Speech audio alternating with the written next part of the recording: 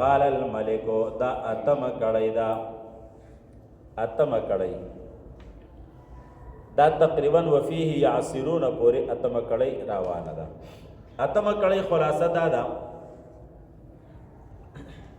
چې د دې ملک د مصر چې کوم بادشاہ او کوم فرعون الملک ریان ابن الولید دغه زمانه چې کوم فرعون هغه خوب ولیدو او خوب یې داسې ولیدو ولما او قتل یو طرف ته غواګانی دی او سمې چاقې دي څوربې دي بل طرف ته خوارې ټپې غواګانې دي هغه هم اوه دي نو دا اوه خوارې غواګانې راشي او دا چاقې ایسته وخوري عجیبه خوب وکنه یا دا چاقې غواګانې راشي او دا خوارې څه کي یو طرف ته چې دی اوه شنه وږي دي ښکلي مزېدار دي دا نیم پکې ډېرې دي خو بل طرف ته چې دی اوه وچ وږي دي دا وچ وږي چې دي نو دا د شنو طرف ته مایله شي او دا شنه ایسته څه کي ختمېږي ورکېږي ختمېږي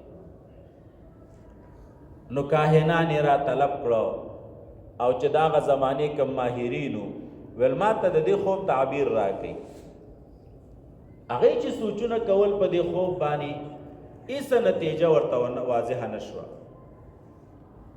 چا به یو څه ویل چا به بل څه ویل خو خلاصه دا وه چې باچا تی ویل چې یاره مړه بس هسې ډوډۍ دې ډېره خوړلې وه او یا به دې ګندانه خوړلې وه څه چل به دې کړی نو ځکه دې داسې وران خوب لیدي ځکه دې څه کړی وران خوب لیدلی دی نور پکې څه نشته صحیح شروع بس په دغه وخت کې د هلک چې کوم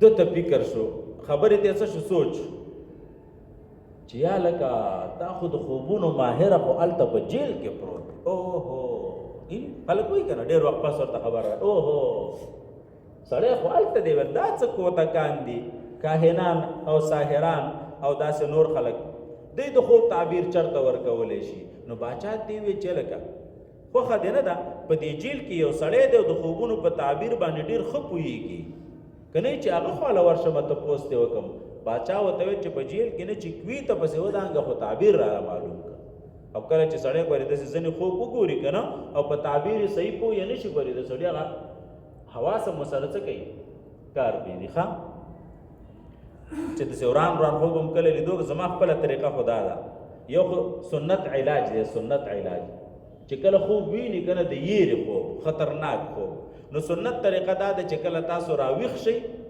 نو دعا به ووایي څنګه دعا به ووایي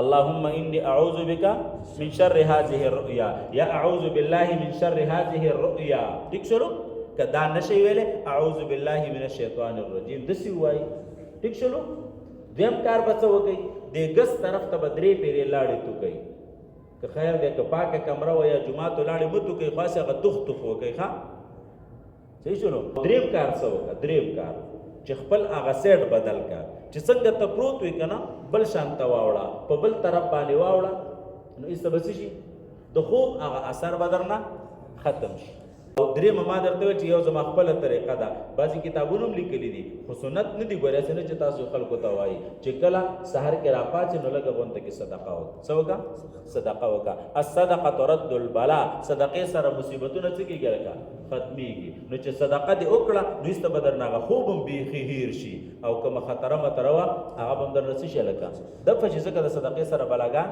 دفه کېږي پوه شوئ پې باندې خزه به هر صورت نو باچا ورته ویلې چې سړی پسې ورشه د خوب د تعبیر تپوس دې وکړه نو سړی روان شو جیل ته لاړې او یوسف علیه السلام ته مخې ته ورلې خو پته نه لګي د الله علم کې ده چې دغه وخت کې به د ده او د یوسف علیه السلام په منځ کې څه کیفیت و ځکه چې هغه ورته خبره کړې وه دې د نه سړی زوی 7 کاله د ځان څه پټه ساتلې وه او چې اوس یې کله ضرورت پېښ شو نو د هغه خواله ورلې نو که دا بل څوک کېدای شي 2 خلاص هم دیسته چې ته لازمه نه د تعبیر ته پوښتنه کې تا د 7 کالو پورې سه پورې باچا ته ذکر نه کړی زما خو زه به هر صورت هغه خو پیغمبرو او انبیا خو داسې چې د هغې خو ډېرې غټې سینې نو ده ورته ویل چې دغه شانکار دی چې باچا خوب لیدلی دی او په دې ترتیب باندې لیدلی دی هغه ورته ویل زه درته تعبیر در کوم خو په تدبیر کې څه در کوم تعبیر درله در کوم د خوبو خو په تدبیر کې هغه تدبیر ورسره دا دی چې د خوب تعبیر خدا دی د خوب تعبیر چې اوه کاله به په دې مصر باندې ډېر ښکلې موسمي ښکلې بارانونه به وي، فصلونه به هم ډېر کېږي او غواګانې به هم خېچاقي. صحیح شولو؟ دا اوه کاله به ډېر ښکلې موسمي بارانونه ماحول به برابري. ټیک شو؟ خو ورته ویل تزرعون 7 سنین دأبا، ګورې تاسو دا اوه کاله زبردست فصلونه وکړئ چې شړ ځای درنه ډول پاتې نه شي، ډېر فصلونه وکړئ. بیا چې کله تاسو لو کوئ نو کوشش دا کوئ چې دا غنم په دې وږو کې پرېږدئ، په وږو کې یعنې ټول مه تریشل کوئ، غوبل کوئ مه، په وږو کې کېږدئ، د ضرورت مطابق ترې نه رخلئ او نور دې په وږو کې پراتئ. ولې چې بیا اوه کاله پس قحط را روان دی او قحط به هم پوره اوه کاله چلیږي. قحط به څومره چلیږي؟ اوه کاله به چلیږي. نو هغه اوه کاله به ستاسو پټي فصلونه نه کوي. ټیک شو؟ نو چې تاسو کم غنم په ګودامونو کې ایښي دي د دې نه بیا رلی، نو ویل څه به دې تخم له پرېږدئ او نور به څه کوئ؟ خورئ.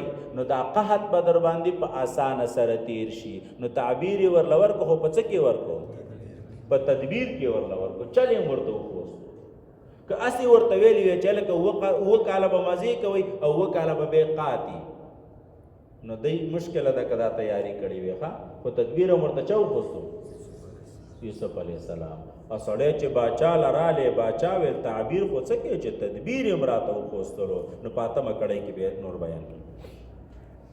وقال الملک، ویلی بادشاہ، انی ارا بېشکه زه وینم 7 بقرات، اوه غواګانې سیمانې چې دا چاقې چاقې وي، یاکلهن اخري دی لره 7 عجاف، اوه کمزورې او ټپې غواګانې، و7 سنبلات خضرن، او اوه وږي چې وي دا شنه وي، واخر یابسات، او اوه وچ وږي. یا ایها الملأ، ای مشرانو، افتوني فی رؤیایا، تاسو ما ته فتوا راکئ په خوب زما کې. ان کنتم للرؤیا تعبرون، کچرته تاسو د خوب تعبیر استونکي استئ. قالو دوی ویلې اضغاث احلام، دا خو هسې پراګنده خوبونه دي مړه. اضغاث احلام یې لکه 3 قسمه خوب دی که یو ته حدیث النفس ویلې کېږي. حدیث النفس د ورځې چې څوک څه کارونه کوي که نه او هغه په خوب کې د شپې ویني، بس دا حدیث النفس دی. دې لاړولي څه اعتبار نشته. یې لکه یو طالب وایي که نه هلکه خوب مې لیدو، مطالعې تناسب د تفسیر کبیر مطالعه مې کوله، نو ښه دی کول که نه. د ماخوستن نه د تفسیر کبیر مطالعه کړی نو چې خوب دې ولیدو، ښه کار دی وکړو که نه. ستا کار د مطالعې سره دی که نه، ته به په ویښ هم مطالعه کې، په ودو به هم څه کې. دې ته حدیث النفس ویلی کېږي. ټیک شلو؟ مثال په طور باندې یو ډریور په خوب کې وګوري چې ګاډی چلی، ټرک چلی، نو چلی دی که نه. د ورځې هم لګې ټرکونه چلی، نو د شپې به هم څه کوي لکه.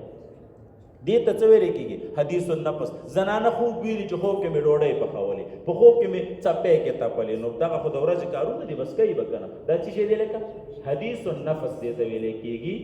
ټیک شلو؟ دې لره هېڅ اعتبار نشته. ښه، که دا ښه یو که بدي، په دې پسې به غاړه نه وړئ. دویم ته تحزینات ویلی کېږي. څه ورته ویلی کېږي؟ تحزینات او اضغاث احلام ورته ویلی کېږي.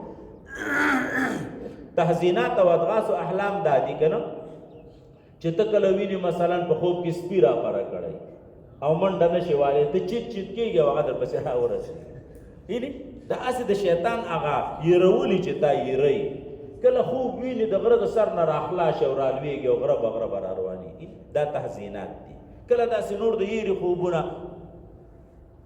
ملیشي به راپره کړی او کله به نور څه چلي او کله به دې څوک مړ کړي او کله به دې څوک حلالوي او کله څه او کله څه. دا تحزینات دې ته ویلی کېږي. ښه، دا هم بې تعبیره خوبونه دي. دا څه دی لکه بې تعبیره خوبونه دي. خو د دې دپاره دقه طریقه ده چې ما درته مخکې ذکر کړي. 4 طریقې، 3 په حدیث کې راغلي او ما خپله درته وښوست.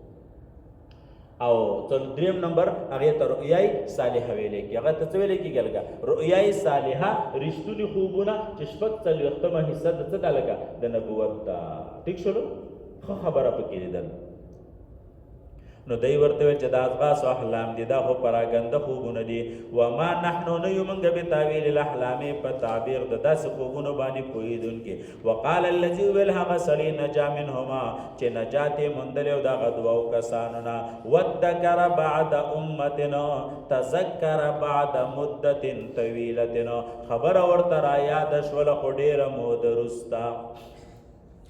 انا انبئکم زبر خبر درکم تاسو ته بتاویله په تعبیر د دې خوب سره فارسلونی نو لګی تاسو ما لرا اغي ولارشا یوسف ایها الصدیق اے یوسف اے ډیر رښتون کیا فی الافعال والاقوال افتنا من تفتورا کا فی 7 بقرات سماننا په هغه وو چاغو غواګانو کې یا کلهن چې وبخری دی لره 7 عجافنا هغه وټه په غواګانې و7 سنبلات خضر او وغشنا واخر یابسات نور وچو لعلی ارجع الى الناس کې دې چې زه واپس شم خلکو ته لعلهم يعلمون دې پوهشي ستا په دې حقیقت باندې یا په تعبیر د خوب باندې قال یوسف علیہ السلام ورته تزرعون تاسو کروندو کې 7 سنین او وکالات دعبن مسلسل على عادتكم فما حسدتم نو پسغا چتا سلو کئی فزروه پرید یغی لرب